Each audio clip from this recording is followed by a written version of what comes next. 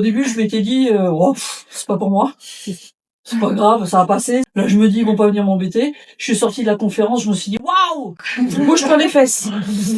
Et je suis allée voir Arthur et je lui ai dit, moi, je suis président d'un club d'entrepreneurs. Est-ce que vous pourriez venir intervenir aussi avec Penny Lane pour expliquer les tenants, les aboutissants, voir ce que vous faites, parce que Penny Lane aujourd'hui, c'est un des précurseurs, un des premiers qui ont été certifiés, on dit.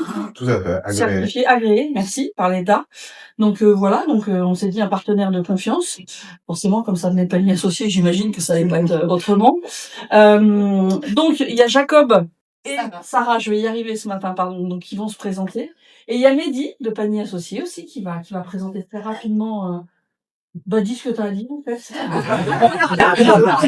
Déjà, bonjour tout le monde. Merci d'être venu. Merci aussi à Karen pour l'organisation de cet événement. Effectivement, aussi à Pennylen d'être venu.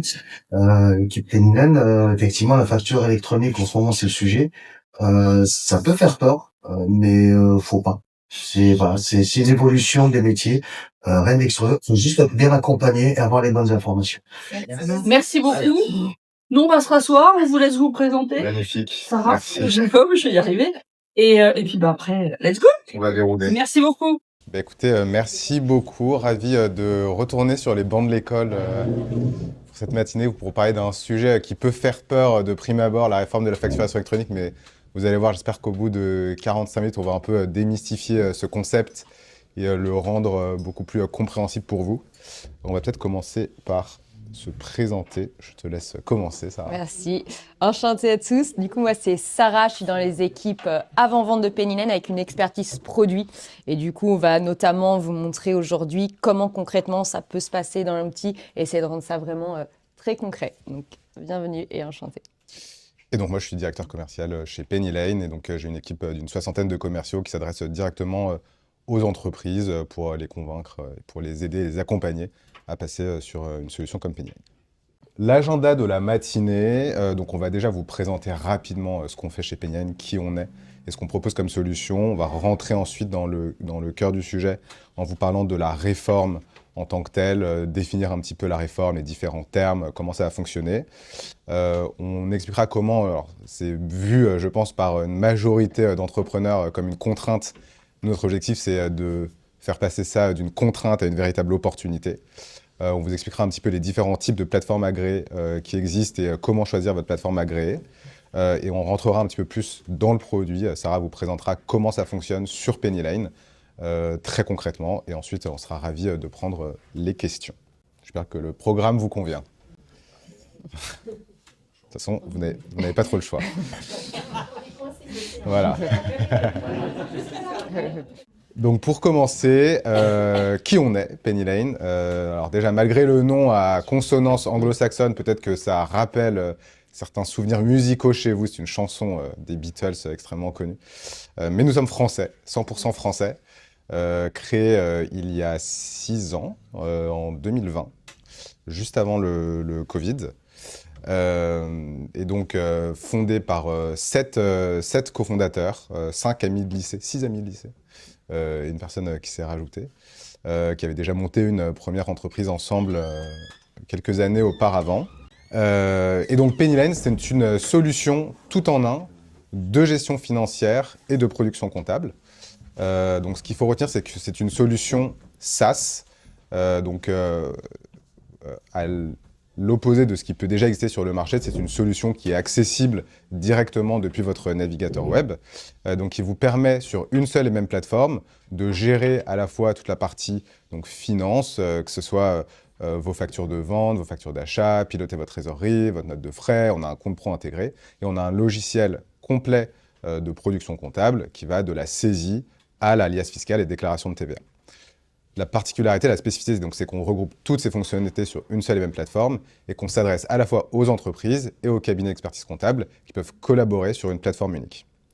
Donc on a aussi une application mobile qui va permettre aux différents collaborateurs d'une entreprise de pouvoir, par exemple, prendre en photo des justificatifs qui arrivent directement sur la plateforme. Et donc Penny Lane, comme disait Karine, est une plateforme agréée. Donc on reviendra, Sarah vous expliquera un petit peu plus en détail ce qu'est une plateforme agréée. Donc, on a été agréé par l'État dans le cadre de la réforme de la facturation électronique. Et la plateforme agréée est native et totalement intégrée à la solution sans surcoût. Et des autres spécificités de Paynian, c'est qu'on est, très ouvert, on a un environnement très ouvert, ultra connecté.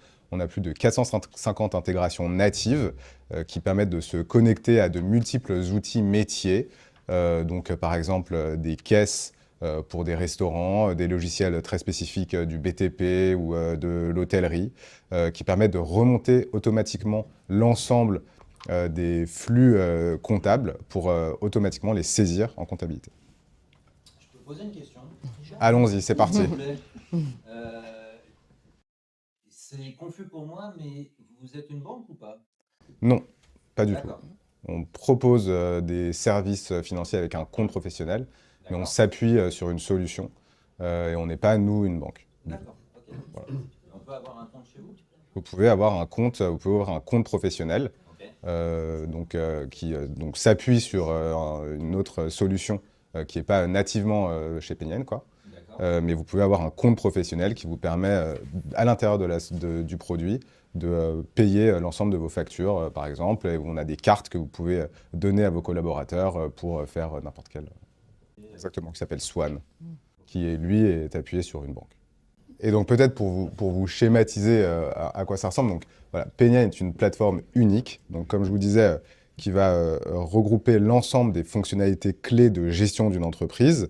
Donc, il va vous permettre, comme je vous disais, d'intégrer les facturations d'achat, de vente, etc. On va venir se connecter à vos banques pour remonter l'ensemble des transactions de façon automatique, lire l'ensemble de vos factures grâce à un OCR pour ensuite permettre d'automatiser la saisie en comptabilité. Donc, on va se connecter automatiquement à des outils de reporting, permettant d'aller justement de pousser le reporting et l'analytique. On va venir se connecter, donc, comme je vous disais aussi, de façon très ouverte à de nombreux logiciels de paie pour redescendre automatiquement l'ensemble des écritures des OD de paie dans la solution de comptabilité et à n'importe quel outil métier, pareil pour remonter l'ensemble des flux comptables. Et donc aujourd'hui, chez Paynian, on a un peu plus de 1000 salariés. Et donc, grande particularité aussi, c'est qu'on a plus de la moitié de la masse salariale de Paynian qui est consacrée au développement du produit. Donc, des développeurs, des responsables produits, des designers. Ce qui fait qu'on a un produit qui évolue extrêmement rapidement. En 6 ans, on a construit ce que des solutions ont mis plusieurs dizaines d'années à construire. Donc, on a une véritable vélocité dans la construction et l'évolution du produit. Et aujourd'hui, on accompagne un peu plus de 7000 cabinets comptables et on vient de passer le cap des 1 million d'entreprises qui utilisent Paynian au quotidien. Je laisse Sarah prendre le relais sur la réforme. Merci. Et du coup, on va rentrer dans le cœur du sujet qui nous intéresse aujourd'hui, la réforme de la facture électronique. Et donc, pour débuter, peut-être qu'on soit tous alignés sur les termes qu'on va employer au cours de cette présentation. Plateforme agréée. Donc ça, c'est vraiment la plateforme que vous, en tant qu'entreprise, vous allez devoir choisir pour réceptionner vos factures et également pour les envoyer. Vous ne pourrez plus, avec un simple envoyer un PDF, une facture en PDF comme vous le faites actuellement. Et cette plateforme agréée, pour savoir où rediriger la facture à envoyer, va s'appuyer sur ce qu'on appelle l'annuaire. L'annuaire, en fait, ça va recenser la liste de toutes les entreprises françaises assujetties à la TVA avec la plateforme agréée qu'a choisie l'entreprise. Comme ça, vous le verrez au cours d'un schéma, ce sera un peu plus parlant, mais le principe, ça va être que lorsque vous allez émettre une facture, ça va passer via cette plateforme agréée qui va interroger l'annuaire. Le destinataire de cette facture, du coup, dans l'annuaire, ce sera écrit a choisi de recevoir sa facture sur telle plateforme agréée. Et l'annuaire, du coup, va rerouter finalement la facture sur la PA, donc la PA plateforme agréée de réception du client. Donc ça, c'est les mots qui vont être employés. Et autre terme important, c'est solution compatible et les formats de facture acceptés. Solution compatible, en fait, ça va être un outil dématérialisé qui va vous permettre de faire et d'éditer vos factures, et notamment des factures à un format spécifique qui sont Facturix, C2I, UBL. vous en entendrez sûrement parler. Facturix, on reviendra dessus notamment au cours de la présentation. Mais ce qu'il faut avoir en tête, c'est qu'une solution compatible va permettre d'émettre des factures, mais n'a pas fait le choix de devenir plateforme agréée. Donc, elle devra obligatoirement s'accoler à une plateforme agréée pour être légitime et recevable dans le cadre de la réforme. Et nous, PennyLane, en fait, on est à la fois solution compatible et plateforme agréée au sein d'une même plateforme. Donc, on le verra dans les illustrations juste après. Ensuite, donc, les enjeux. Cette réforme, vraiment, elle concerne toutes les entreprises assujetties à la TVA, obligation de facturation électronique donc dès le 1er septembre 2026 et c'est valable pour tous les échanges et les flux B2B. Et vous devrez du coup avoir une plateforme agréée en émission et en réception de factures, ce qui implique en fait échanger des factures, ce qu'on appelle la facture électronique entre entreprises. Ça va être clairement un changement majeur dans votre quotidien, mais il faut aussi voir ça comme une opportunité vraiment de digitalisation. Et repenser peut-être tous les processus financiers comptables associés pour ne pas perdre justement en productivité. Parce qu'il ne faut pas se leurrer, à un moment, cette réforme, c'est à l'initiative de l'État. Le but, in fine, c'est quand même la fraude à la TVA, récupérer le maximum de TVA. Et pour ça, du coup, il va falloir tracer un peu toutes les transactions et tous les flux entre entreprises. Et donc, on le verra au travers de la suite. L'idée, ce sera quand même que vous puissiez gagner en compétitivité au travers de cette réforme et notamment via la réduction des coûts papier impliqués par vos systèmes peut-être financiers et actuels. Les factures vont arriver beaucoup plus rapidement sur vos plateformes, donc potentiellement vous allez être payé aussi plus vite. Donc il y a des gains associés à cette réforme et qui vont être très bénéfiques pour les entreprises à partir du moment où on va être bien préparé à cette réforme. Est-ce que vous êtes concernés? Je pense que si vous êtes dans cette salle, probablement tous que oui. Le critère, de toute façon, il est simple. Il faut que vous soyez donc établi en France et assujetti à la TVA. Petite subtilité, peu importe si vous êtes redevable ou non de la TVA. À partir du moment où vous êtes assujetti, vous êtes concerné par la réforme. Et donc, typiquement, nous, on avait par exemple des associations qui venaient nous voir, qui pensaient ne pas être concernées. Mais en fait, à partir d'un moment où il y a un objet commercial, l'association, elle vend un t-shirt, rien que ça, du coup, ça fait qu'elle entre dans le périmètre de la facture électronique. Des entrepreneurs, micro-entrepreneurs, pareil, non redevables, mais assujettis à la TVA, donc concernés par cette réforme. Donc, c'est bien important de l'avoir en tête. Et par contre, on n'est pas concerné si on est vraiment un particulier ou alors qu'on n'est pas établi en France ou alors vraiment association à objet non commercial. Mais finalement, c'est assez rare dans les associations, on s'en rend compte. Et l'agenda, alors, elle n'est pas décalée, on entend encore beaucoup ça, elle aura bien lieu dès le 1er septembre 2026. Et du coup, c'est plusieurs étapes. En fait, le socle commun, c'est ici la partie émission. Toutes les grandes entreprises et les ETI vont devoir, dès le 1er septembre 2026, émettre des factures électroniques. Plus, on le verra, une notion supplémentaire, faire ce qu'on appelle du e-reporting sur les opérations B2C et les flux à l'international. On reviendra dessus. Mais du coup, qui dit que les grandes entreprises doivent émettre des factures, par conséquent, toutes les entreprises doivent être en mesure de réceptionner ces factures en choisissant du coup cette fameuse PA, plateforme agréée de réception. Donc ça, c'est à partir du 1er septembre 2026, donc vous êtes concerné pour la plateforme agréée en réception. Et à partir du 1er septembre 2027, là, toutes les entreprises, donc aussi les TPE, PME, devront elles aussi émettre des factures au format facture électronique. Alors vous le verrez, certains en fait prennent la réforme, se disent si c'est un an après, moi je veux m'équiper, je veux pas juste me mettre en règle pour la partie réception, il faut voir la réforme dans son ensemble. Vous n'allez pas changer vos processus juste pour la partie réception alors qu'il y a l'émission qui arrive un an plus tard. Donc c'est vraiment de voir la réforme dans son ensemble et de bien anticiper à la fois la partie réception et la partie émission. Et pour savoir un peu où vous situez, on a mis un peu les seuils en termes de chiffre d'affaires, etc. Pour savoir si vous êtes concerné dès le 1er septembre 2026 ou 2027. Hop. Et la petite slide qui fâche, il y a quand même effectivement des pénalités, notamment si on prend le choix de la plateforme agréée qui là vous concerne au 1er septembre 2026, il y aura effectivement des sanctions pécuniaires pour obliger les entreprises à se mettre en règle. Alors après, dans les faits, on ne sait pas est-ce que ça va se passer directement dès le 1er septembre. Il y aura sûrement un peu de laxisme, mais c'est sûr et certain que les sanctions seront mises en place pour faire en sorte que cette réforme soit une réussite. Donc là, voilà, on a des mises en demeure et puis des amendes. Donc on se rend compte que s'il n'y a pas de choix de plateforme agréée, ça peut vite monter. Pareil pour le fait du coup de s'équiper d'un outil qui va faire des factures conformes, parce que si elles ne sont pas conformes, également il y a des sanctions, etc. Donc là, l'idée n'est pas de vous faire peur, mais de vraiment prendre conscience que c'est pas facultatif et que toutes les entreprises devront effectivement s'équiper d'une plateforme agréée de réception. Point très important de la réforme, les 3 piliers.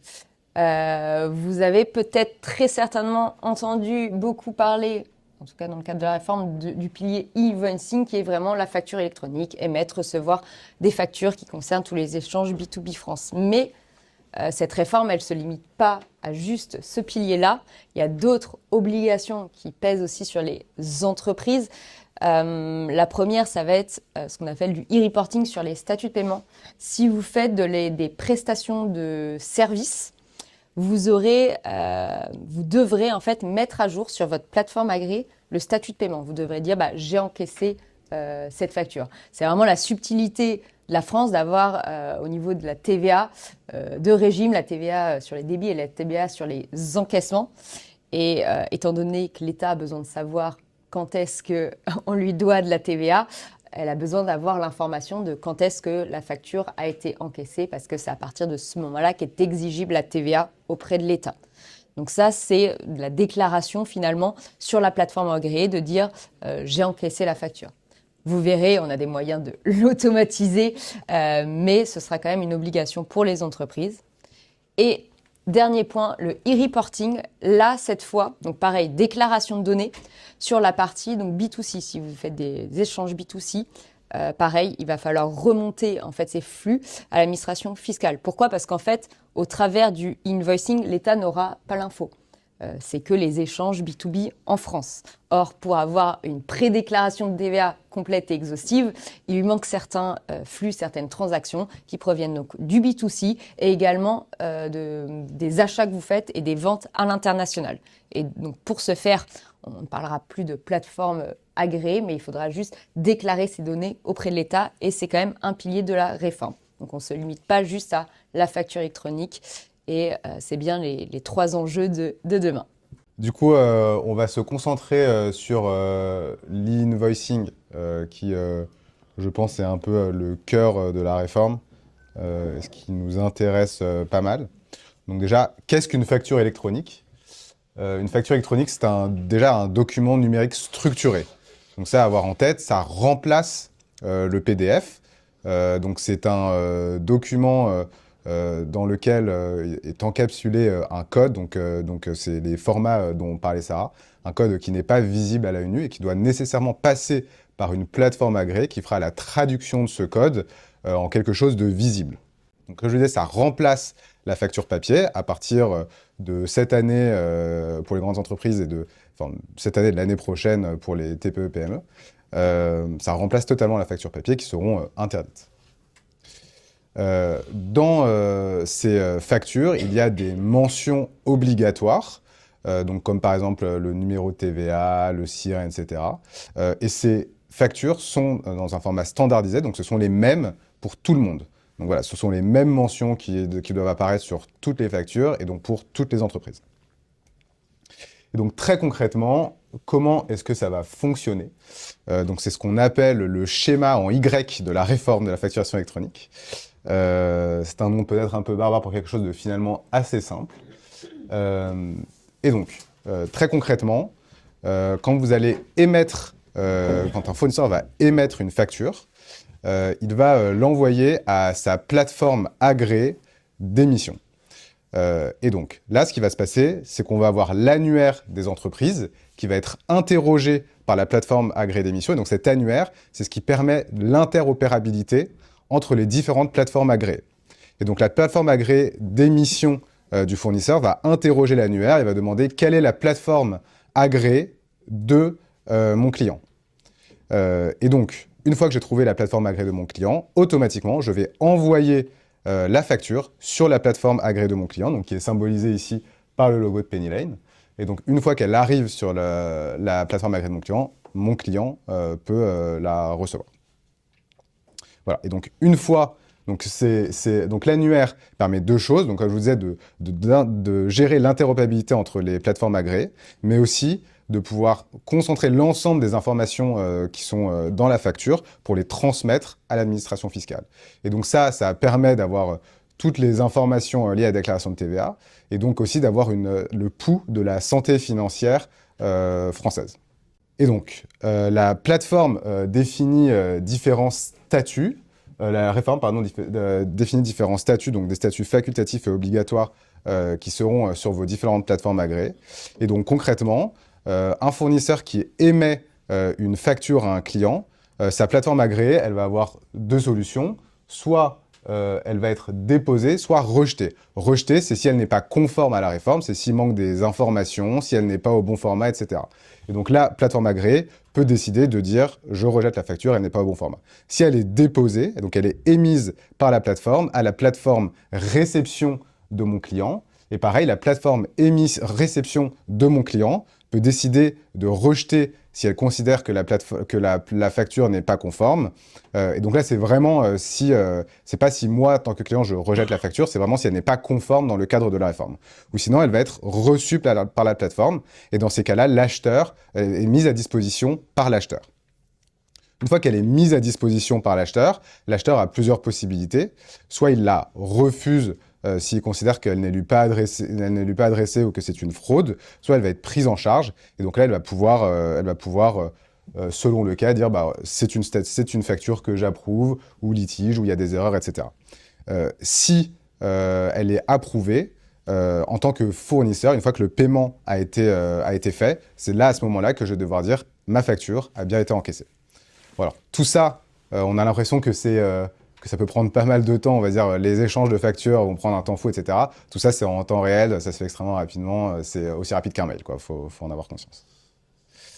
Et la vraie force aussi, la vraie opportunité de cette réforme, c'est que quand aujourd'hui vous envoyez des factures, vous ne savez pas si la facture a bien été reçue, lue par votre client. Aujourd'hui, vous le saurez nécessairement via les plateformes agréées, vu qu'il y a les statuts obligatoires qui vous diront, en fait, ma facture a bien été validée et déposée sur la plateforme réception de mon client. Petit focus rapidement sur du coup la deuxième brique qui est le e-reporting sur les transactions B2C internationales. Juste peut-être pour que ce soit plus concret pour vous, avant de le voir comment ça peut se matérialiser dans la plateforme Penny Lane. Faut se dire que demain, si vous faites des achats, des ventes à l'étranger, vous n'allez pas du coup devoir, c'est pas des factures que vous allez recevoir et mettre via une plateforme agréée. Vous allez continuer la façon dont vous le faites actuellement, en envoyant un PDF par mail par exemple. Ça ne change pas. En revanche, du coup, alors il y a deux cas de figure. Soit, donc là on parle des transactions à l'international avec facture, ou si vous vous adressez à des particuliers. Il y a vraiment les deux cas de figure. Soit il y a une facture, soit il y a un ticket Z pour les particuliers, s'il y a des caisses, etc. Dans les deux cas de figure, c'est des informations que vous devrez en fait déclarer à l'administration fiscale. Et on le verra dans le produit, en tout cas Penny Lane, comment ça se passe, automatisé bien évidemment, mais c'est pas à négliger. Donc beaucoup d'entre vous voient ça comme une contrainte. Nous, l'objectif, c'est de vous faire réaliser que ça peut être une véritable opportunité pour vous. Et la première opportunité, ça peut paraître un peu bizarre, mais c'est c'est un gain financier. Alors je vais vous expliquer comment potentiellement ça peut être perçu. Donc ça, c'est pas nous qui avons dit vous allez gagner 0 par facture, mais c'est l'État qui considère que on peut gagner 10 € par facture. Et donc comment la première chose, c'est on digitalise l'ensemble de ces processus d'achat. Donc aujourd'hui, ce que ne permet pas de faire la réforme, ce qui n'est pas fait, ce que permettrait de faire la réforme demain en digitalisant ce processus d'achat, c'est d'avoir des circuits de validation, par exemple, de pouvoir avoir une vision très claire, ce que je vous disais, sur est-ce que ma facture a été reçue par mon client, et donc de pouvoir relancer beaucoup plus rapidement mon client quand je sais que la facture n'a pas été payée. Il y a évidemment tous les gains inhérents au traitement des factures papier. Donc aujourd'hui, que ce soit l'impression, les timbres, l'envoi, etc., tout ça coûte pas mal d'argent.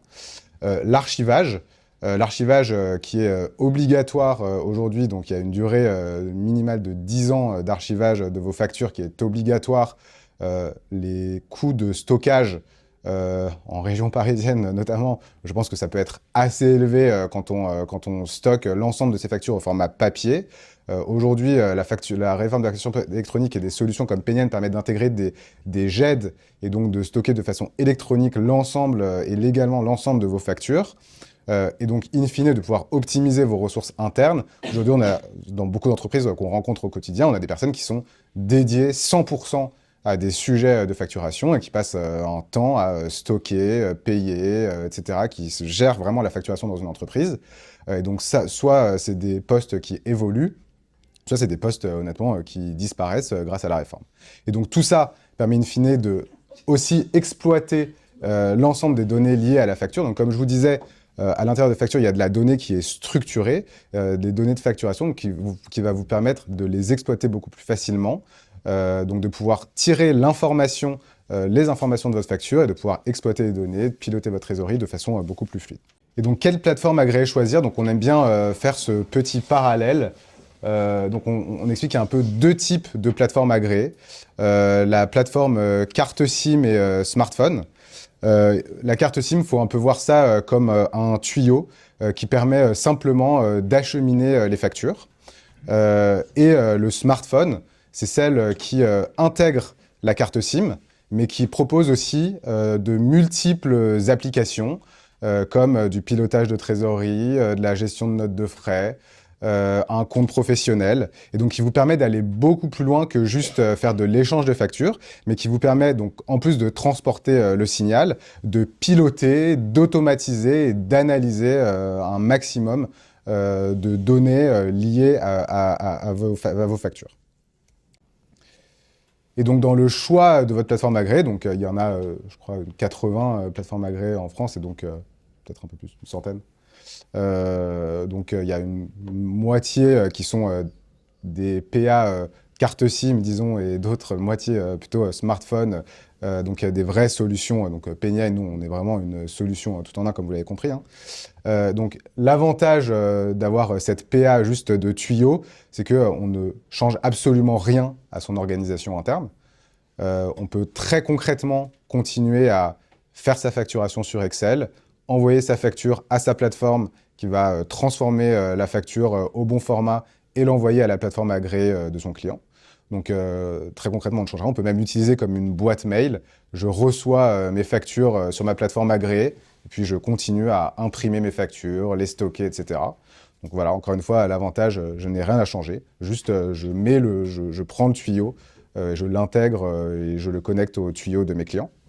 Mais l'inconvénient, c'est que on ne bénéficie en rien de l'opportunité promise par la réforme de moderniser un petit peu l'ensemble de ces processus de gestion financière.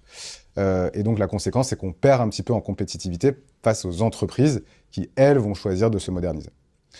Et donc, si on choisit plutôt une PA comme des solutions tout en un, comme il en existe pas mal, PennyLane, Sage, etc., l'avantage, c'est que vous modernisez totalement votre SI et votre organisation interne. Par contre, l'inconvénient, c'est que c'est de la conduite du changement, ça prend du temps. Si on n'est pas habitué à ce genre d'outils et ce genre de processus, effectivement, ça peut prendre un peu de temps de prise en main, de temps humain, évidemment, ça coûte un peu plus cher, voilà.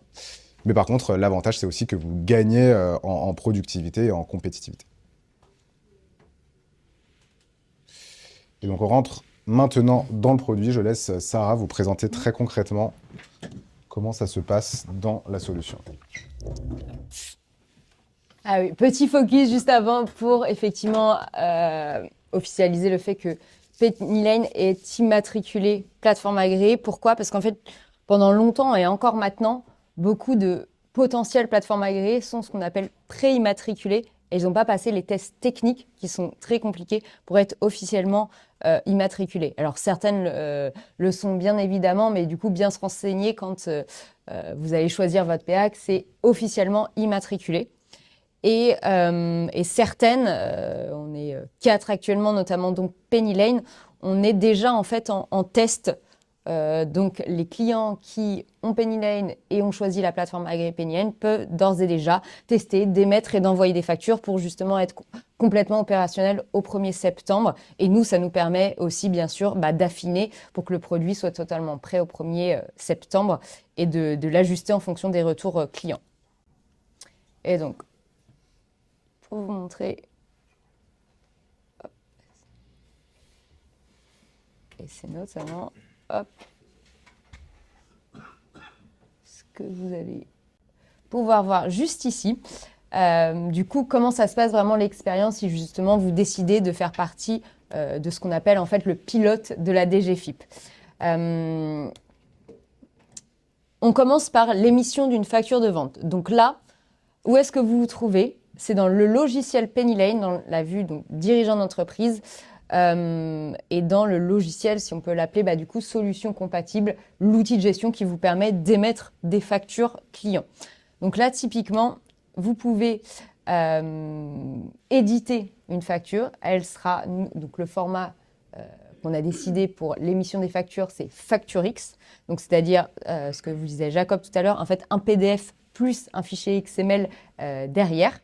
Et cette facture, donc, elle va être éditée à ce format. Et ensuite, elle va pouvoir être envoyée, non plus par mail comme vous le faisiez actuellement, mais via ce qu'on appelle électroniquement via la plateforme agréée. Et donc, il vous suffit en un clic donc, de contrôler le mail qui va partir parce que là, in fine, ce n'est pas complètement opérationnel. Donc, en général, on double le mail pour ne pas changer l'habitude de client, mais ça arrivera quand même dans la plateforme agréée. Donc, le client est notifié qu'on lui met à disposition une facture sur sa plateforme agréée. Hop, bon là, on peut rajouter des pièces jointes, on peut personnaliser le message qui va accompagner la facture et mettre là, du coup, des annexes qui peuvent être des simples PDF dans ce cas-là, bien sûr. On peut les visualiser très rapidement. Et là, vous voyez, on a vraiment une prévisualisation du mail que va recevoir le client. On envoie la facture et voilà, il n'y a plus rien à faire. C'est envoyé, mais c'est envoyé électroniquement via la plateforme agréée. Donc, finalement, en termes de temps, ça ne change pas grand-chose par rapport à l'envoyer par mail, c'est juste qu'elle est électronique, qu'ensuite, elle va être envoyée via la plateforme agréée. On va vérifier qu'il y ait toutes les mentions légales, etc., pour qu'elle soit, in fine, déposée sur la plateforme du client. Et donc maintenant, on bascule de l'autre côté, on se met à la place du client, le client qui, lui, du coup, va recevoir une facture d'achat. Et donc, à ce niveau-là, on est maintenant passé dans la brique des achats. Mais on est toujours sur la même plateforme, de dématérialisation que vous voyez juste ici. Et du coup, le client va être notifié qu'une facture est arrivée et mise à sa disposition. Donc ici, au niveau de la source, on les reconnaît très facilement, les factures électroniques, puisqu'elles vont avoir ce badge facture électronique. On lui indique que c'est nouveau. Hop. Et du coup, à ce niveau-là, on va pouvoir ouvrir la facture. Et ce qu'on vous expliquait tout à l'heure, c'est, en tout cas le cas de Penny Lane ou des plateformes agréées qui ne sont pas juste des cartes SIM, vous n'avez pas besoin en fait de vous connecter sur une plateforme agréée pour recevoir votre facture, puis retourner par exemple dans un logiciel des achats pour payer la facture ou pour mettre en place des circuits de validation. En fait, c'est ça l'intérêt, on ne navigue pas entre deux logiciels, on reste sur la même plateforme et directement dans la foulée, votre facture est reçue. Là, on part du principe qu'elle vous concerne et que vous voulez la payer. Et après, on verra le cas où vous n'êtes pas d'accord avec cette facture. Mais là, on part du principe que du coup, vous voulez la payer. Donc, directement, vous pouvez, par exemple, en tout cas, mettre des circuits de validation pour envoyer à des équipes métiers. Bien sûr, on a des moyens avec Penny Lane d'automatiser, dire si c'est tel fournisseur, alors ça va dans telle équipe pour validation. on valide cette facture. Donc, vous voyez qu'il y a des systèmes, des workflows d'approbation. Le statut de la facture change, elle passe en à approuver. Une fois qu'elle a été approuvée, elle passe en à payer. Et en un clic, vous pouvez du coup payer cette facture. Il y a plusieurs façons, en tout cas sur Pennyline, de payer cette facture, soit via le compte pro dont on parlait qui est intégré, soit d'une manière un peu plus classique en exportant un fichier XML que vous pourriez déposer sur votre espace bancaire classique. L'intérêt derrière de payer depuis Pennyline, vous verrez, en fait, ce sera de mettre à jour des statuts et potentiellement d'automatiser une partie de la comptabilité. Dans ce cas de figure, du coup, le paiement a été émis, vous avez payé votre client et le statut est directement passé en payé. Donc ça, c'est le cas où tout va bien, vous avez payé cette facture. Maintenant, cas de figure numéro 2, vous n'êtes pas raccord avec cette facture. Donc, vous avez la possibilité, en fait, de contester cette facture. Et là, alors c'était, je ne sais pas si vous avez vu le bouton, c'était en haut à gauche. Vous avez vraiment deux types, enfin, on vous guide un peu sur la contestation parce qu'il y a vraiment deux cas de figure. Il y a le cas de figure où on veut refuser la facture. Et ça, c'est un statut obligatoire dans le cadre de la réforme. C'était la liste des statuts obligatoires facultatifs. Refuser, c'est le cas de figure où c'est une fraude. Vous n'êtes pas concerné par cette facture. Elle ne doit pas être dans votre comptabilité. Et donc là, vous avez la possibilité du coup de refuser cette facture. L'avantage, c'est que des fois, peut-être si vous n'étiez pas concerné par une facture, vous ne vouliez pas la payer, vous la mettiez peut-être, ou j'espère pas, à la poubelle. Or, elle doit être comptabilisée. Donc, avec l'arrivée de la facture électronique, justement, ces factures qui étaient à la poubelle doivent quand même être dans la comptabilité et après, on va faciliter les échanges avec le fournisseur pour demander des avoirs. Et c'est notamment, en fait, du coup, le cas numéro 2 qui est s'il y a né une erreur sur la facture. Donc là, je reviens peut-être un peu en arrière, le refus, un des statuts obligatoires, on l'a vu. Maintenant, on a le cas du coup numéro 2 où je vous explique de OK, cette facture, elle m'est bien destinée. En revanche, je ne suis pas d'accord parce qu'on n'avait pas convenu ça avec mon fournisseur.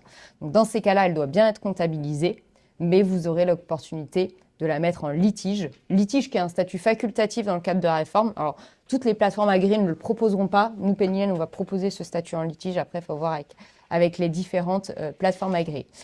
Et ensuite, lorsque vous la mettez en litige, vous voyez, vous avez la nature du problème qui va être détaillée et c'est ces infos qui seront aussi renvoyées au fournisseur, bien évidemment.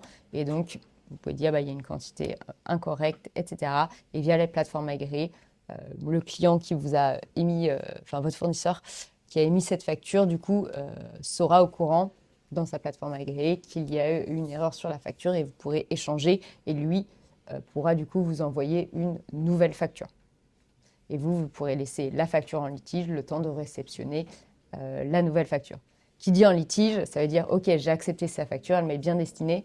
Ça ne veut pas dire pour autant que vous devez la payer. C'est vraiment à dissocier ces statuts obligatoires dans le cadre de la réforme de refuser en litige versus « je paye mon fournisseur ».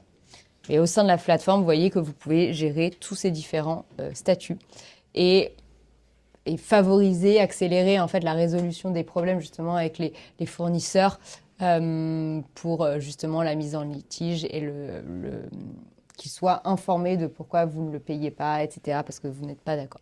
Donc ça, c'est concrètement ce qui se passe dans Pennyline, là, pour vous, dirigeants d'entreprise, et qui se passera du coup dès le 1er septembre 2026 sur la partie réception de contester cette facture. Donc, ça, c'est le cas de figure où du coup, vous êtes en mesure de recevoir et d'éditer, donc de prendre Pennyline sur la partie achat et vente. Dans les faits, on sait que ce n'est pas toujours le cas parce que vous allez avoir en fait des logiciels métiers.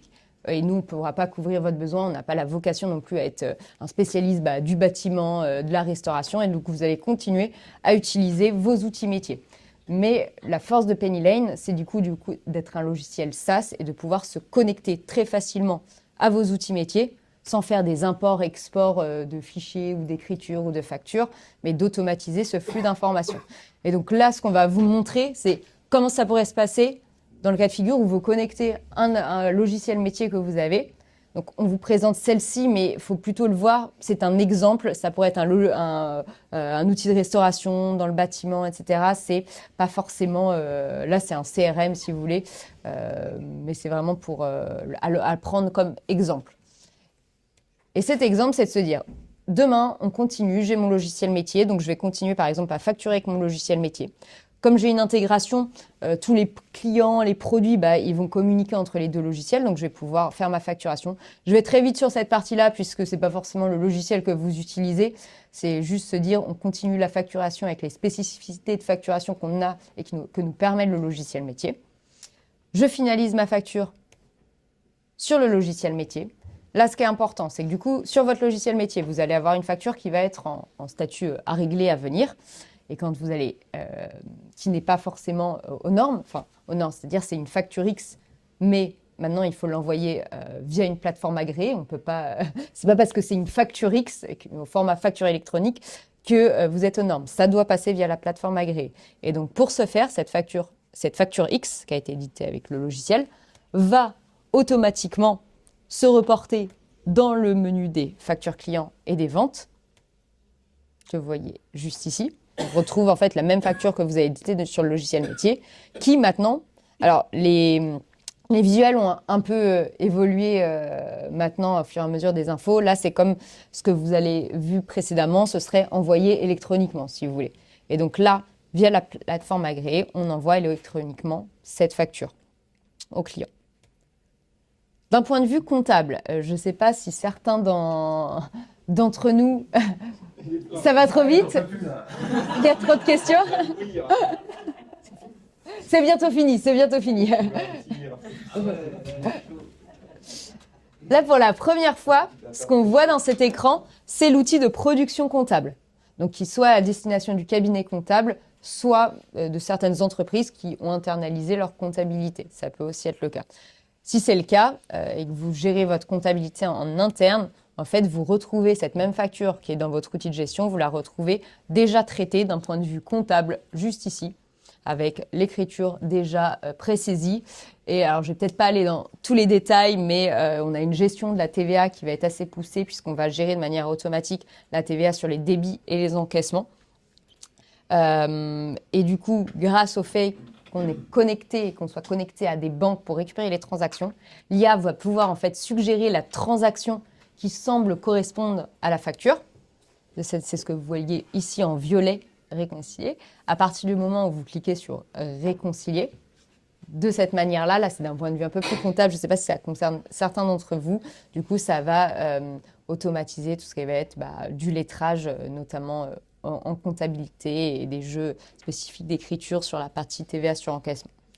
L'important c'est de se dire que du coup, lorsqu'on va faire des actions en comptabilité, ça va impacter ma gestion et ma plateforme agréée PennyLane. Pourquoi? Parce qu'on est sur une seule et même plateforme. Et donc, l'idée, c'est de ne pas faire des tâches 3-4 fois qui voudraient dire exactement la même chose.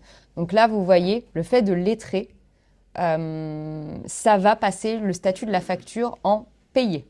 Et rappelez-vous, si vous êtes faites de la prestation de service, vous aurez l'obligation de mettre à jour et de dire, alors là c'est payé, ça va être changé, le terme c'est encaissé, j'ai encaissé mon client, mais du coup vous aurez cette obligation de dire j'ai encaissé mon client.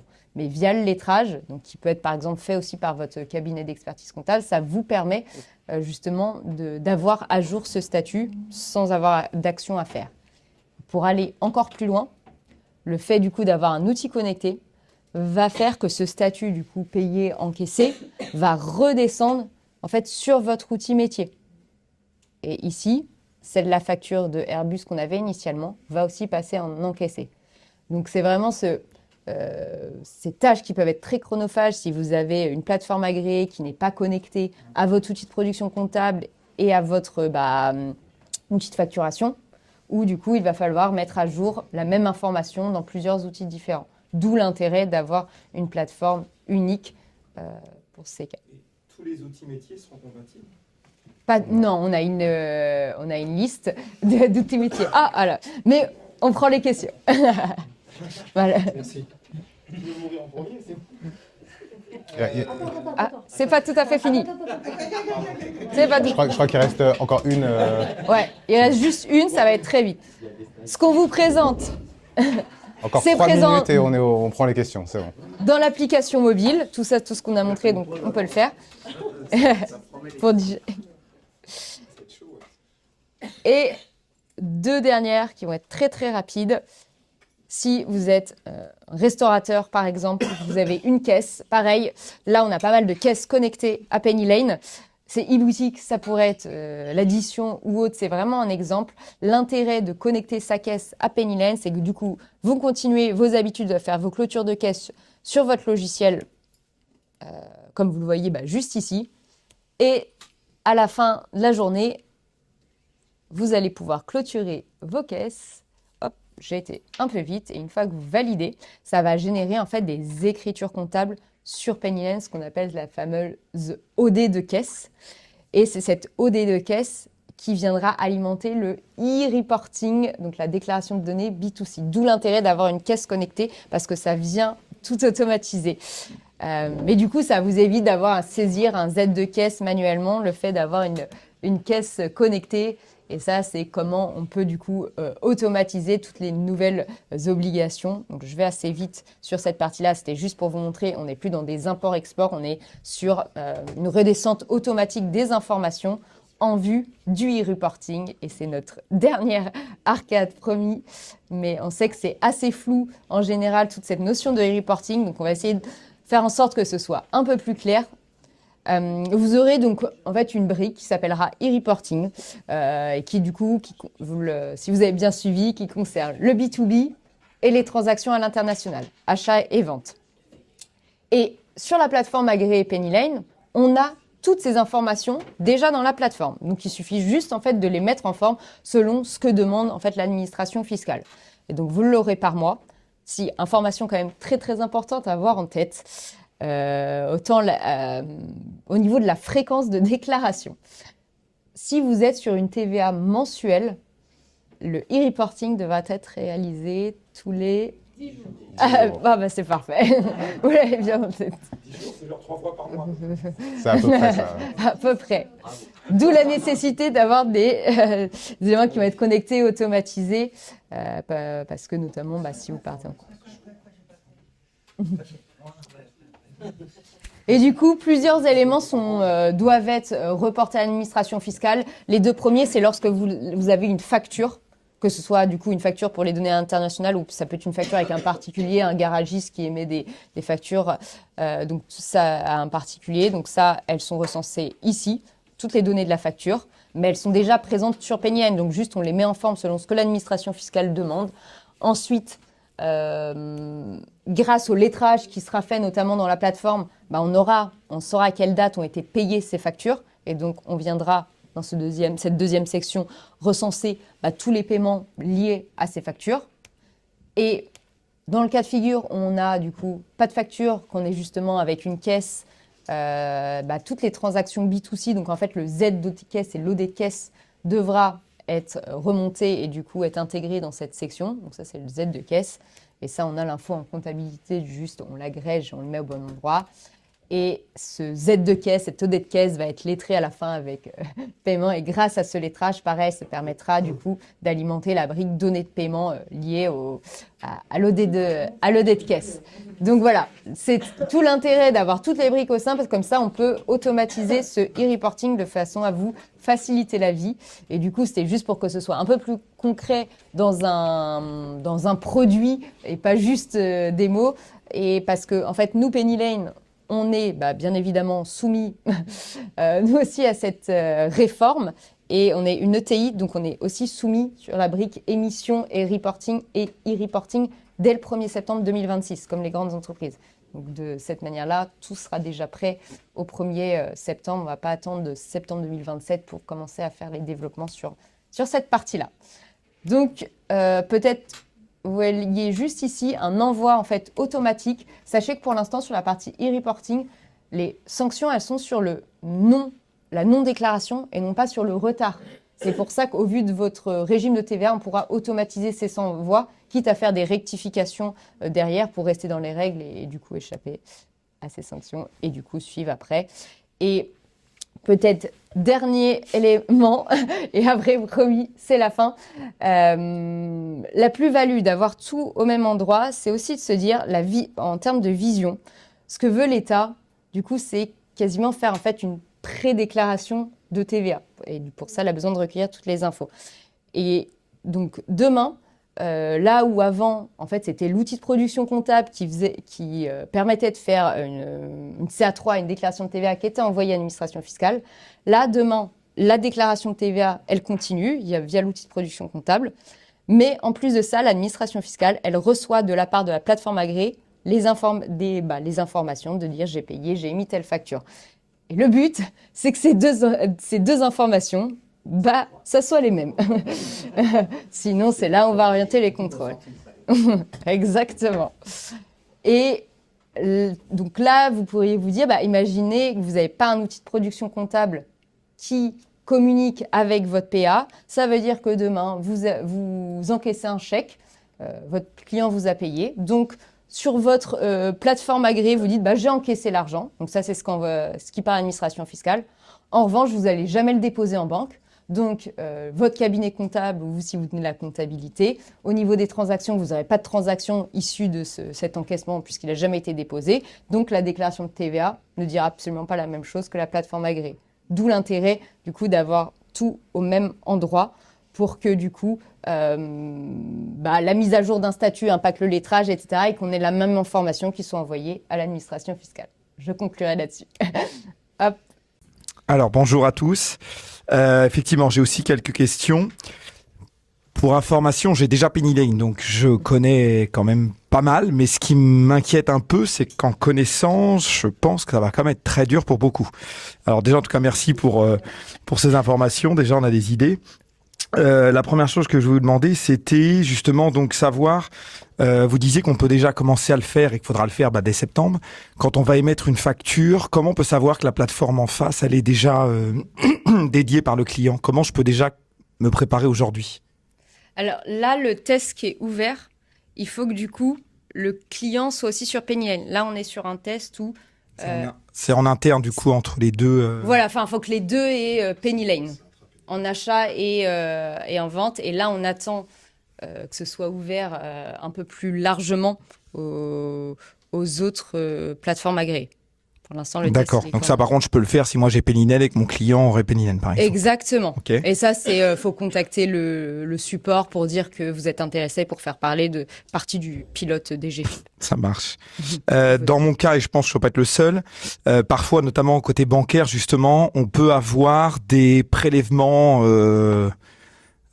très débiles de tout petits montants. Par exemple, ça peut être, location de TPE, ça peut être assurance TPE, etc. Et on a souvent une facture commune avec tous les frais bancaires, entre guillemets, au sens très large.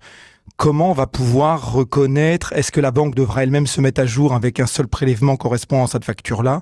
Je ne sais pas comment ça va être concrètement. Je sais pas, ça sera plus géré comptablement parlant. De le passer, je ne vais pas aller dans les détails techniques, mais d'avoir une écriture comptable au fil de l'eau pour traiter toutes ces transactions-là.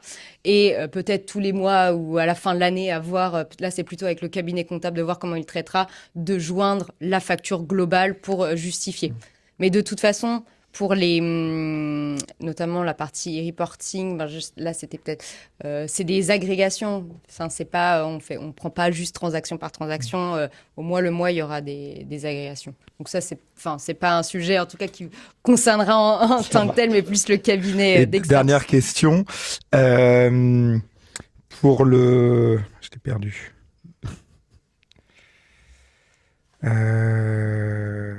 Oui, ce qu'on disait pour l'outil métier, comment on peut savoir chaque entreprise si son outil métier est compatible et comment il faudrait, au cas échéant, pour le mettre en conformité? Est-ce qu'il faut le service effectivement informatique, l'éditeur?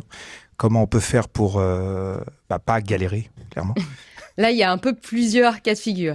On a en fait des intégrations un peu sur étagère qui sont notamment présentes sur notre page internet. Avec tous les outils avec lesquels on se connecte. Et là, on en a davantage, puisque vous l'aurez compris, toutes les solutions compatibles qui n'ont pas fait le choix de devenir plateforme agréée doivent avoir des partenariats avec des plateformes agréées pour continuer finalement à exister. Donc là, on a une liste, pareil, externe qu'on partage avec nos partenaires, notamment les cabinets, pour ils sachent un peu quelle solution compatible prend Pennyline comme PA et les connexions qu'on a un peu sur étagère. Donc ça, c'est globalement public où on pourra si vous êtes client Pennyline, on peut vous donner cette liste. Et il y a le cas numéro 2, où vous avez vraiment un logiciel métier très, très spécifique, presque a été développé pour vous. C'est ça. Et dans ces cas-là, on travaille avec un réseau de partenaires intégrateurs qui peuvent être à même de faire des développements très spécifiques pour connecter, selon vos besoins, votre outil métier à Pennyline et qui, eux, sont formés et connaissent très, très bien le logiciel. Donc, ça passe par notre réseau de partenaires intégrateurs lorsque c'est un outil métier qu'il faut connecter, qui n'est pas sur étagère comme un logiciel de caisse typiquement. La dernière solution, c'est d'exporter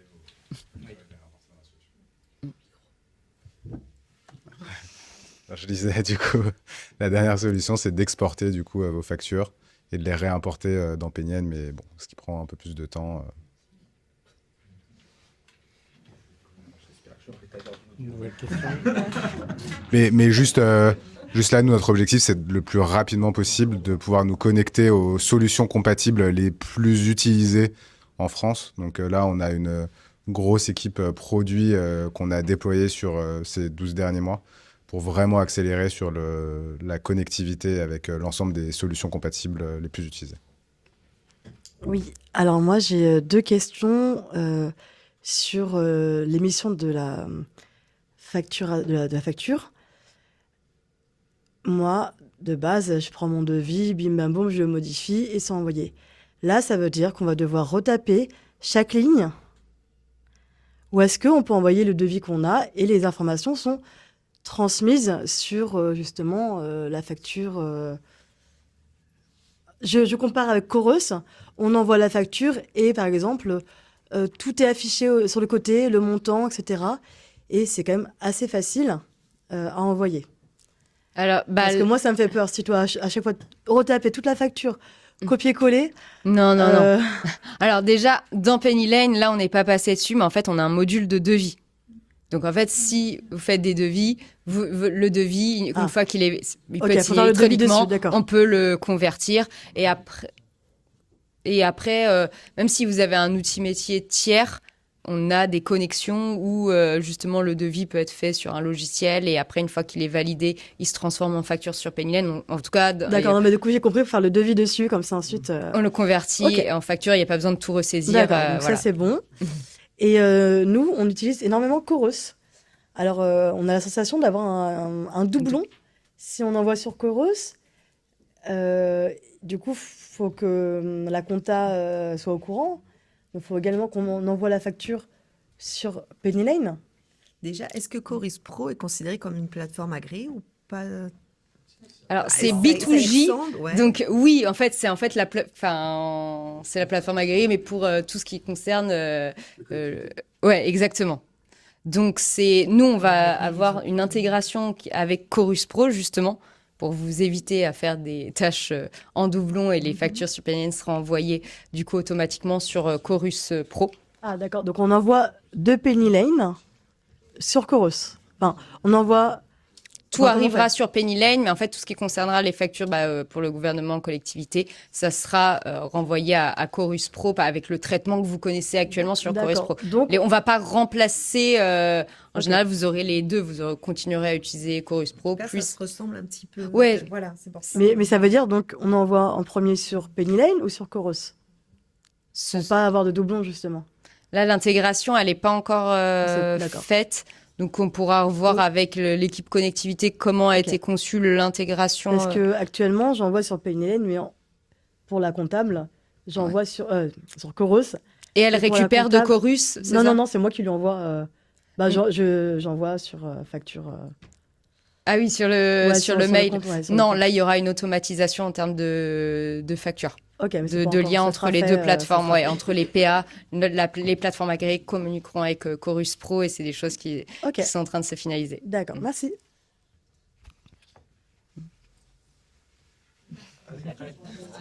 Une par une. Hein. Ouais, une par une.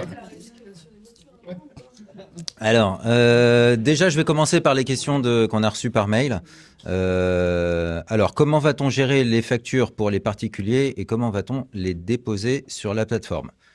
Bon, là, d'après ce que je comprends, c'est en fait, la facture sera éditée sur Penny Lane ou sur un autre logiciel de la plateforme agréée et ça sera géré aussi bien particulier, professionnel. Bah, non, il n'y a pas besoin de... Là, même la facture Word, PDF, vu que c'est un particulier, c'était ça la question? Comment va-t-on gérer... Non, c'est un professionnel, c'est une entreprise, mais Oui, mais comment qui va-t-on facture un gérer les particulier. factures pour les particuliers? Voilà. Donc ça, c'est hors du champ e-invoicing, donc pas de plateforme agréée. On rentre dans le champ du e-reporting qu'on a vu. Oui. Donc sur la partie émission, il continue comme il fait actuellement. C'est pas prévu qu'à l'avenir, il y ait un déploiement de la facture électronique pour les particuliers. À terme. Puisque c'est le particulier qui paye la TVA au bout. Ok. Comment va-t-on gérer les notes de frais des restaurants? Donc j'ai entendu dire que les restaurants devront remplir depuis leur logiciel de caisse les informations sur l'entreprise et on verra directement sur la plateforme.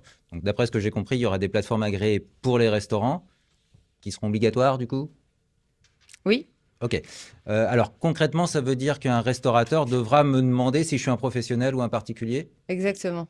Et il devra me demander mon numéro SIRET ou quelque chose Pour comme ça? envoyer la facture directement. À chaque fois que je vais au resto. Tu prends le billet à 3 balles. Au-dessus de 150 euros. Au-dessus de 150 euros. Ouais, Ok. la limite, c'est 150 euros. D'accord. Ok. En fait, Mais par contre, il y même a un si peu moi- de choses. Il y a Ouais. le particulier qui, lui, va payer avec sa carte pro s'il va, par exemple, au restaurant ou même s'il prend un taxi. Et là, à partir du moment où il paye avec sa carte pro, bah, du coup, on est sur du B2B. Donc, champ de la réforme. Donc là, effectivement, le taxi ou le restaurateur Devra doit prendre les coordonnées. Waouh. envoyer la facture via la plateforme agréée. Et après, il y a le cas où il paye avec sa carte personnelle, et ça, c'est la note de frais. Et en fonction du montant, effectivement, c'est soit il n'y a pas besoin de... Ok. Ça rentre pas dans le cadre de la plateforme agréée. Mais c'est 150 euros la limite. Mais Alors, typiquement, sur Penny, en fait, quand on dit une facture, on peut mettre juste le milieu océan. Après, toutes les informations, on est connecté à la base INSEE, donc tout est déjà pré-rempli et il n'y a plus rien à faire. Et ça peut être oui, fait non, depuis mais l'application ok, donc mobile. il faudra bien. Mais faut, on aura donné le numéro SIRET à chaque. Ok, ça marche. Je continue dans les questions, mais bon, il y en a qui ont été répondues. Comment va se passer la validation des factures? Car si j'ai bien lu, nous devrons de notre côté indiquer à la plateforme différents statuts: valider, refuser, accepter, payer, en attente de paiement, etc. Est-ce que depuis Penny Lane, cela sera automatique ou pas? Bah, en fait, par défaut, on l'a vu, la facture est acceptée. Par contre, on peut la refuser. C'est un statut obligatoire. C'est ce qu'on a Ok. illustré juste avant. Avec Penny Lane, est-il possible d'utiliser des applications de type CRM et d'importer automatiquement les factures depuis les connecteurs mis à disposition? Là, on l'a vu, oui. Comment Penny Lane va gérer les imports et les transmettre à la plateforme? Alors, je ne sais pas si c'est une question technique derrière. Comment Penny Lane va gérer les imports et les transmettre à la plateforme? J'imagine via API, via... C'est ce qu'on a vu. Alors, je pense. Je sais pas de quoi on parle, mais si c'est la plateforme, donc la solution compatible avec laquelle on génère des factures, bah, ce qu'on a vu, c'est si on est connecté, ça se fait de façon automatique. Ok, ça marche. Et si on l'est pas par d'export, donc je sais pas si c'est ça la question. Et si c'est à l'annuaire, bah, pareil, on transmet les informations de façon automatique à l'annuaire. Ok. Alors, mes questions. Alors, d'après ce que j'ai... Alors, que ça soit un peu plus clair. Donc, au moment où on parlait de celle-ci, j'ai cru comprendre à un moment, c'est peut-être moi qui ai mal compris, qu'il fallait envoyer des factures une deuxième fois depuis Penny Lane. C'est-à-dire envoyer d'abord une première fois la facture depuis celle-ci vers Penny Lane et envoyer une deuxième fois de Penny Lane vers le client. J'ai du mal comprendre, mais ça doit se faire automatiquement. Vas-y. Effectivement, le lien entre celle-ci et Penny Lane, c'est automatique. Il n'y a rien à faire. Dès qu'on valide, la facture se retrouve automatiquement sur Penny Lane. Ouais. Et par contre, après, effectivement, il faut l'envoyer donc, électroniquement faut l'envoyer une via la deuxième fois. plateforme agréée. On va avoir les deux solutions ouvertes. D'accord. Vous créez dans celle-ci. Ouais. Une fois que vous créez dans celle-ci, une fois que vous validez, vous dites bah, c'est bon, j'ai préparé ma facture. Automatiquement, vous la verrez dans Penny Lane. Ouais. Par contre, l'envoi à il votre faudra le faire une deuxième fois. client, bah, du coup, c'est pas une deuxième fois, c'est juste vous la préparez à un endroit et vous l'envoyez dans une autre.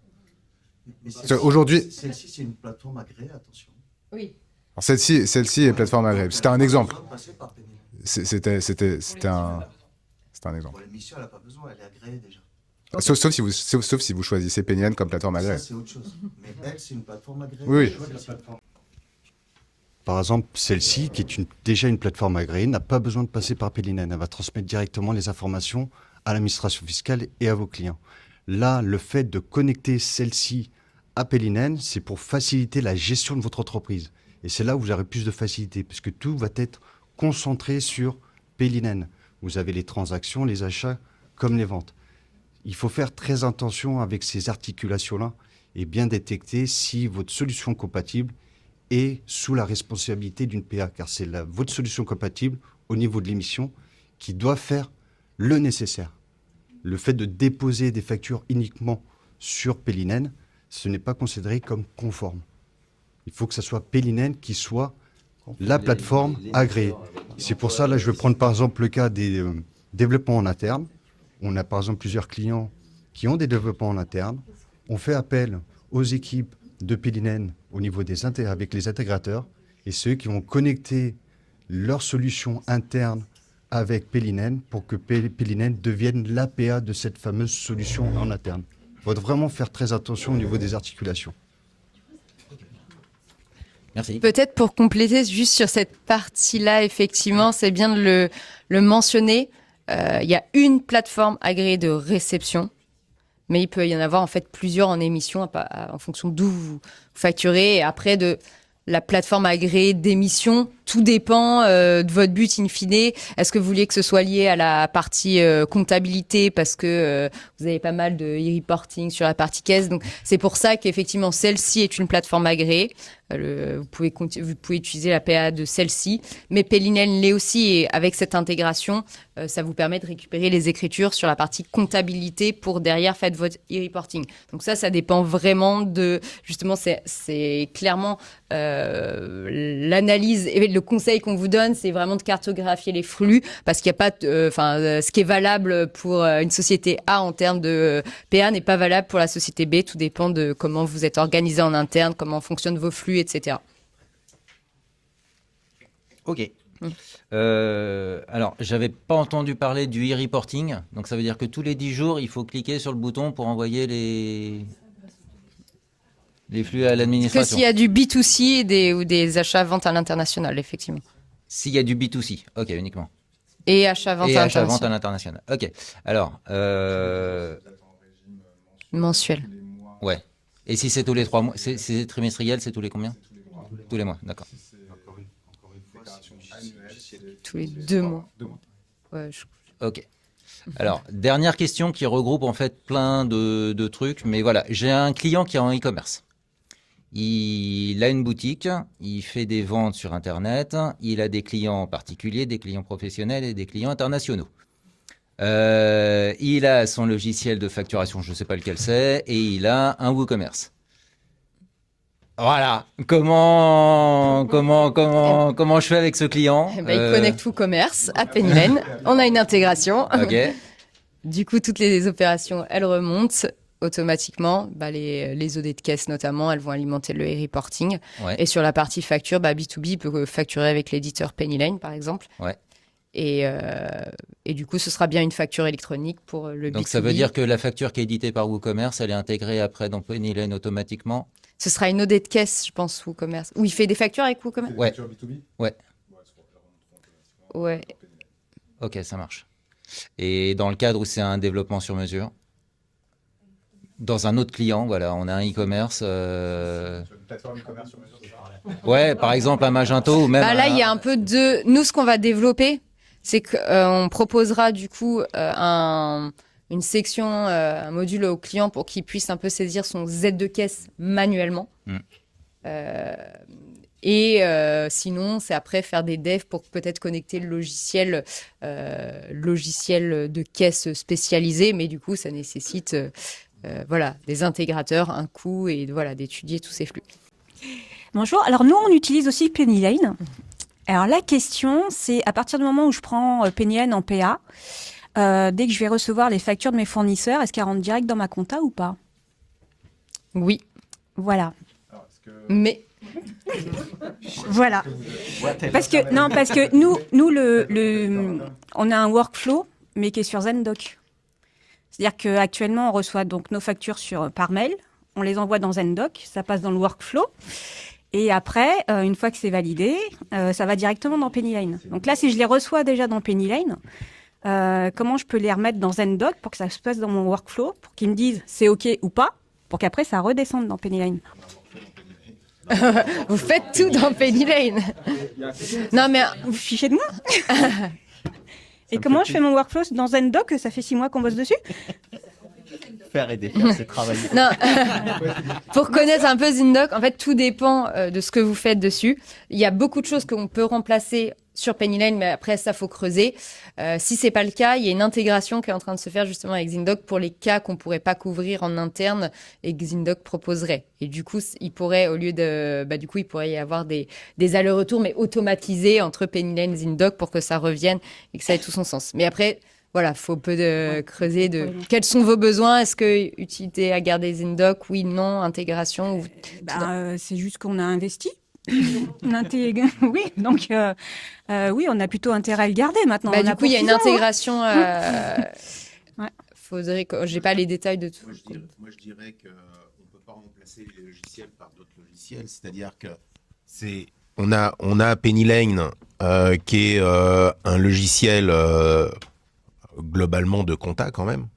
D'accord, gestion compta. Ouais. Et Zendoc, lui, il n'a pas vocation à faire de la compta. Il n'a pas vocation à faire de la gestion non plus. C'est juste une GED. Donc c'est une zone de stockage. Et Pennyline, c'est pas une GED quand même. Ouais, enfin. Bon, et c'est pour ça qu'on utilise nous Zendoc, c'est vraiment pour exclusivement de la GED et valider nos documents quoi. Faut étudier. Il y a une GED sur Pennyline, il y a des circuits de validation. Après, pas aussi poussé qu'un outil spécialisé, bien évidemment. C'est ça. Donc là, faut Voilà, parce que là, sur Zendoc, c'est vraiment déployé vraiment sur notre demande GED, nous spécifique quoi. Ouais. Voilà. Et après, encore une fois, on n'a pas vocation à remplacer l'ensemble des solutions que vous utilisez. Hein. C'est pas notre objectif. Notre objectif, par contre, c'est de pouvoir optimiser l'ensemble de vos flux et de s'y connecter le plus possible. Zendoc, on sait que c'est un logiciel ultra utilisé sur le marché. Donc, évidemment, on est en train de pousser une connexion avec cette solution. Par contre, il y a beaucoup de choses qui sont faites dans Zendoc qu'on peut remplacer. Donc, vous parlez des circuits de validation qui sont faits dans Zendoc. Aujourd'hui, nous, on est en train de développer à fond nos circuits de validation dans Pennyline pour que toute cette partie soit faite dans Pennyline. Voilà. Après, je sais que Zendoc, c'est beaucoup utilisé, en effet, historiquement, comme une GED. Il y a des gens qui garderont la GED Zendoc et aucun problème, on s'y connectera. Et voilà. Okay. Ah non, on va tourner. Il y a d'autres questions Non, mais après, je te leur donne. On l'a pas posé, ça coûte combien, Pennyline? Alors, je crois qu'il y a 2 volets, puisqu'il y a Pennyline en direct et Pennyline au travers de notre expert comptable, ou comment ça va? Alors, il y a plusieurs façons de voir la chose. Donc, si votre cabinet comptable utilise Pennyline, il vous met à disposition, normalement, il vous donne un accès à Pennyline. Donc, c'est une plateforme qu'on appelle collaborative, qui vous permet d'être 100% conforme. Donc, vous pouvez éditer et recevoir des factures de façon illimitée. Par contre, il y a évidemment beaucoup d'autres limites fonctionnelles sur ce plan-là. Donc, vous ne pouvez pas relancer automatiquement vos clients. Vous n'avez pas de compte pro, vous n'avez pas de pilotage de trésorerie, notes de frais, etc., etc. Donc ça, si votre cabinet utilise Pennyline, en tout cas, dans un premier temps, vous pouvez être très rapidement conforme en disant j'utilise mon plan collaboratif, je le déclare Pennyline comme PA réception.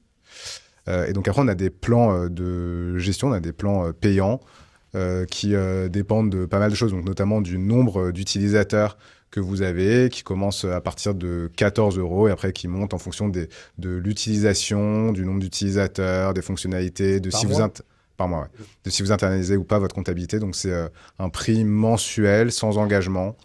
Voilà. Donc ça dépend ça fait toutes les déclarations de la même manière?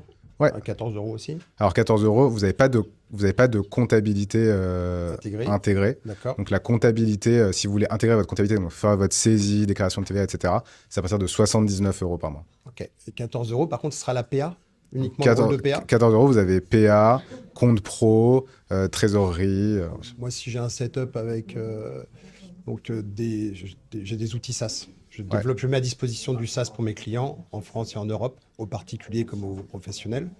Je suis connecté avec Dougs aujourd'hui pour ma compta. Ouais. Derrière, j'ai Conto, j'ai Wise, et j'ai PayPal, forcément, Bancontact, enfin plein d'outils de facturation, plus celui qui m'embête tout le temps. Là. Bref, ça va me revenir. Je génère moi-même mes factures avec mon outil interne, hein, mon SaaS en fait, avec une logique de numérotation. Je vais pouvoir les envoyer à la PA Pennyline qui, via OCR, va les récupérer et pouvoir identifier au travers de l'annuaire les différents intervenants, c'est ça? Alors, soit vous connectez votre solution à Pennyline, je ne sais pas si c'est faisable, soit... Si, on est des développeurs, donc c'est pas Voilà, c'est ce que je me disais votre métier. Donc, soit vous le faites, et dans ce cas-là, automatiquement, vous remontez vos factures. Il n'y aura même plus d'OCR, a priori, hein, vu que la PA va lire... voilà. C'est un détail maintenant. Voilà. Maintenant, la réforme permet d'éliminer justement l'OCR. Donc, vous lisez les informations de la facture, et si vous prenez un plan payant, vous avez tout repart dans la partie pilotage de trésorerie, etc. Vous avez toute votre analyse de trésorerie, prévision, etc., qui peut faire automatiquement, et après, envoyer automatiquement à votre client. D'accord. Okay. Alors, par contre, pour la connexion API, je crois que c'est pas le plan à 14 €. C'est pas le plan à 14 €. Ouais. Enfin, juste une dernière, parce que je les ai notés. Ah oui. Mais je pense que ça doit fonctionner automatiquement. C'est tout ce qui est cas de facture et mise après paiement. Justement, dans le cadre d'un SaaS, du e-commerce, en fait, nous, on émet la facture, alors que la personne a souscrit un abonnement, par exemple. À réception du paiement, en tout cas, à confirmation de l'événement par les plateformes telles que Stripe et autres, on va émettre la facture a posteriori. Ouais, faudra juste marquer qu'elle a été, donc réglée. L'idée, ça va être d'envoyer, de dialoguer en fait avec l'APA, Pennyline, pour aujourd'hui en tout cas, avec le bon statut, règlement payé. Quoi. Exactement. Ok, très bien. Et normalement, donc, nous, on remonte l'ensemble des données de transaction. Donc, automatiquement, on pourra relier la transaction à la facture une fois que la facture aura été éditée. Est-ce qu'il y a des outils anti-fraude qui vont être mis en place? Sinon, je ne peux pas parler dans le micro. Merci. Est-ce qu'il y a des outils anti-fraude qui sont mis en place par l'État ou par les PA? Je m'explique. On nous dit on va lister toutes les factures qui vont nous être envoyées. Donc, on va être susceptible de recevoir une tonne de factures avec des montants de 10 centimes, 15 centimes, façon carte bancaire, façon fraude à la carte bancaire. Nous, on va les refuser, mais on va être inondé de ce type de problématiques. Les gens vont hacker, ils vont nous envoyer des demandes de paiement en émettant des factures qui vont être des factures dites agréées, mais émises par des prestations non honorées. Ouais. Effectivement, là, honnêtement, on n'a pas le détail. Enfin, je voudrais pas m'avancer de quelle manière ce sera fait, mais oui, c'est l'idée d'avoir du coup des alertes. Déjà, pour chaque nouveau fournisseur qui serait pas dans votre base fournisseur, là, il y a un premier, comme justement on fait le pilote, on s'est rendu compte qu'il fallait faciliter pour les clients la base un peu de cleaning, on va dire, de leurs fiches tiers. Donc là, et on est en train de l'automatiser. Donc là, c'est ce qui se passe actuellement. On développe un data cleaning pour toutes les fiches tiers. Et à terme, l'idée, c'est d'avoir quelque chose de proc pour que dès que vous ayez une facture d'un fournisseur que vous ne connaissez pas dans votre fiche tiers, vous ayez un pop-up de attention, vérifier, ça c'est un nouveau fournisseur. Et à terme, le but c'est avec les PA d'avoir le plus de signaux possible. Après, comment ça sera fait, je pense que ça c'est un peu à l'usage, toute cette partie fraude, mais oui, il va falloir son point. D'une société, un peu... Oui, complètement. Et on y va, Et je pense que même, là je m'avance un peu, mais ce serait logique que, dans la plateforme, on a aussi en fait de l'IA intégrée, un peu comme un chat GPT intégré. Du coup, de pouvoir lui poser des questions. Je pense qu'à terme, c'est ce qui va être développé avec des listes d'alertes, c'est des centres de signaux, un peu comme on a aussi côté cabinet, mais à l'instar de ça, d'avoir des pop-up pour aussi les clients. Tout à fait. Merci. Donc moi j'ai 2 questions s'il vous plaît. Le e-reporting, il était sur l'espace comptabilité ou l'espace gestion? Là, il était dans l'espace comptabilité. C'est bien ce que j'ai cru croiser. Mais c'est un prototype et ce sera présent dans les deux. Dans les deux interfaces. Dans les deux. Parce Donc, que peut-être que potentiellement, ça peut être délégué à l'expert comptable, cette tâche. Donc, voilà. Et dans la continuité de ce thème de délégué, donc les différents statuts, ils seront présentés, appliqués par le chef d'entreprise, où il pourra déléguer la mission à son cabinet d'expertise. Donc, je tiens à sensibiliser quand même sur ce système de fraude qui va vraiment être potentiel et exister. Par contre, je pense que le comptable peut valider la facture Orange traditionnelle, la facture EDF qui va tomber, parce que c'est ça qu'on va croiser dans les premières. La facture Penny Lane, par exemple, ça, c'est des premières factures qui vont arriver en réception là pour septembre. Donc, peut-être que c'est des choses que le comptable va pouvoir vous soulager. Est-ce que ce statut va pouvoir être donné aussi par la comptabilité ou pas? Ou c'est Oui, que parce il y a que les deux. le cabinet d'expertise comptable a accès à la partie gestion. Donc, s'il a cette mission de délégation et de mettre à jour le statut à la place du dirigeant d'entreprise, c'est possible. Ok, merci. D'autres questions avant Alexandre? Non, c'était qui? On va prendre peut-être encore une ou deux après. C'est pas la question, on a un peu de trajet. il y a un disque aussi bleu à changer pour ceux qui sont bien en bas. Et nous, on a un peu de trajet. Alors très rapidement, moi c'est une question pratico-pratique. Je ne suis pas sur Penny Lane, mais si j'ai envie de migrer par rapport à ma solution actuelle, est-ce qu'il y a des choses particulières auxquelles je dois faire attention par rapport aux devis, aux facturations qui sont déjà en cours d'un côté, pour basculer dans un nouveau système, parce qu'il va forcément y avoir une période où je vais avoir deux systèmes de facturation différents. Est-ce que c'est un problème? Est-ce qu'il y a des choses auxquelles il faut faire gaffe ou pas? Non, c'est pas. Enfin, on fait pas mal de migrations en cours d'exercice. De toute façon, alors tout dépend si votre cabinet comptable est sur Penny Lane ou pas. Alors, j'ai pas de cabinet, je suis en micro, mais j'ai ok. quand même une solution de devis. Bah, du coup, en interne, nous, on a des équipes qui vous accompagnent justement dans cette partie migration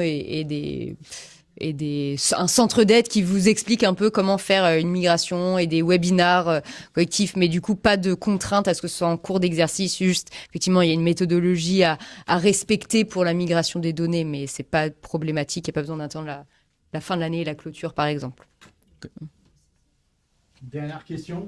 Faut qu'on les libère. On procède par un import de FEC pour l'historique. On a l'historique et après, on importe les factures. Enfin, tous, on a l'habitude et c'est bien géré. Personne d'autre a des questions? Allez, merci. Vraiment 2 minutes pour les achats Internet, justement, si on achète quelque chose sur Amazon, etc.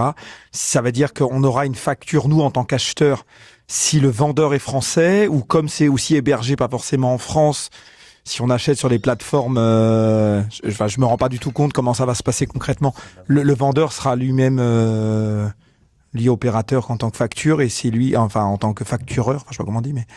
Et donc, c'est lui qui nous donnera une facture conforme qu'on pourra récupérer sur notre plateforme aussi à nous?